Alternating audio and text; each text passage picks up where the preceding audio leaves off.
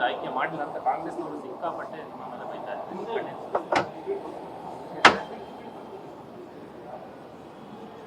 ಅವರಿಗೆ ಯಾಕೆ ಇದಕ್ಕಿದ್ದಂಗೆ ದೇವೇಗೌಡರ ಮೇಲೆ ಮರುಕ ಹುಟ್ಟಿದೆ.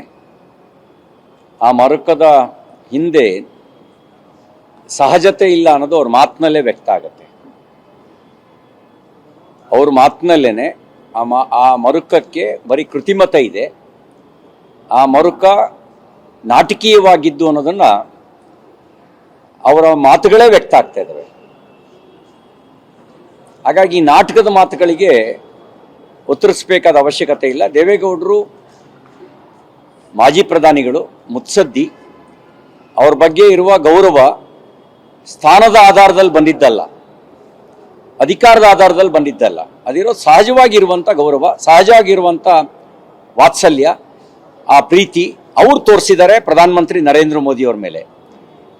ಆ ಸಹಜ ಪ್ರೀತಿ, ಆ ಸಹಜ ವಾತ್ಸಲ್ಯ ಅದು ವ್ಯವಹಾರ ಸಂಬಂಧದ ಮೂಲಕ ಬಂದಿರೋದಲ್ಲ. ಹಾಗಾಗಿ ಹೇಗೆ ಯಾರಿಗೆ ಗೌರವ ಕೊಡಬೇಕು ಅನ್ನೋದನ್ನು ಕಾಂಗ್ರೆಸ್ನವರು BJPಗೆ ಪಾಠ ಹೇಳಬೇಕಾದ ಅವಶ್ಯಕತೆ ಇಲ್ಲ. ನೀವು ಪ್ರಧಾನಮಂತ್ರಿ ಆಗಿದ್ದಂಥ ಮನಮೋಹನ್ ಸಿಂಗ್ ಅವರನ್ನ ಪ್ರಧಾನಮಂತ್ರಿ ಆಗಿದ್ದಾಗ ಹೆಂಗೆ ನಡೆಸ್ಕೊಂಡ್ರಿ? ನೀವು PV ನರಸಿಂಹರಾವ್ ಅವರ ಅಂತ್ಯ ಸಂಸ್ಕಾರ ಸಂದರ್ಭದಲ್ಲಿ ಯಾವ ರೀತಿಯ ದ್ವೇಷವನ್ನು ತೀರಿಸಿದ್ರಿ? ಅಷ್ಟು ಮಾತ್ರ ಅಲ್ಲ, ಸಂವಿಧಾನ ಶಿಲ್ಪಿ ಅಂಬೇಡ್ಕರ್ ಅವರಿಗೆ ಬದುಕಿದ್ದಾಗ ಹೇಗೆ ಅಪಮಾನ ಮಾಡಿದ್ರಿ, ಸತ್ತಾಗ ಹೇಗೆ ಅಗೌರವ ತೋರಿಸಿದ್ರಿ? ನೀವು ನಮಗೆ ಪಾಠ ಹೇಳ್ತೀರಾ? ಅಂಬೇಡ್ಕರ್ ಅವರನ್ನು ಸೋಲಿಸಿದ್ ನೀವೇ ಅಲ್ವಾ ಕಾಂಗ್ರೆಸ್ಸಿಗರು? ಭಾರತ ರತ್ನ ಕೊಡದೇ ಇದ್ದಿದ್ದು ನಿಮ್ಮ ಅಪರಾಧ ಅಲ್ವಾ? ಅಷ್ಟು ಮಾತ್ರ ಅಲ್ಲ, ದೆಹಲಿನಲ್ಲಿ 6 ಅಡಿ 3 ಅಡಿ ಜಾಗ ಕೊಡ್ದಲೇ ನಿಮಗೆ ಮಾತ್ರ 106 ಎಕರೆ, ನಿಮ್ಮ ಕುಟುಂಬಕ್ಕೆ, ನಿಮ್ಮ ಖಾನ್ದಾನಕ್ಕೆ 106 ಎಕರೆ ಬರ್ಕೊಂಡು ಅವರಿಗೆ ಅಪಮಾನ ಮಾಡಿದ್ದು ನೀವು ನಮಗೆ ಪಾಠ ಹೇಳ್ತೀರಾ? PV ನರಸಿಂಹರಾವ್ ಅವರ ಅಂತ್ಯ ಸಂಸ್ಕಾರ ಎಲ್ಲ ಆಯಿತು ಅನ್ನೋದನ್ನ ಹೇಳಬೇಕಾ?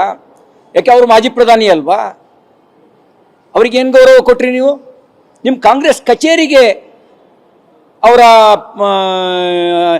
ಸವತ್ತಕ್ಕೆ ಬಂದ ಅಂತ್ಯ ಸಂಸ್ಕಾರದ ಸಂದರ್ಭದಲ್ಲಿ ಗೌರವ ಕೊಡಲಿಲ್ವಲ್ರಿ ನೀವು ನಮಗೆ ಪಾಠ ಹೇಳ್ತಾ ಇದ್ದೀರಿ. ಒಂದು ಮಾತು ಹೇಳಲಿಕ್ಕೆ ಬಯಸ್ತೇನೆ, ದೇವೇಗೌಡರು ಹಿರಿಯರು, ಅಪಾರವಾದ ಅನುಭವವನ್ನು ಹೊಂದಿರತಕ್ಕಂಥವ್ರು. ಅವರು ಮತ್ತು ನರೇಂದ್ರ ಮೋದಿಯವರ ಸಂಬಂಧ ಅದು ವ್ಯಾವಹಾರಿಕ ಸಂಬಂಧ ಅಲ್ಲ.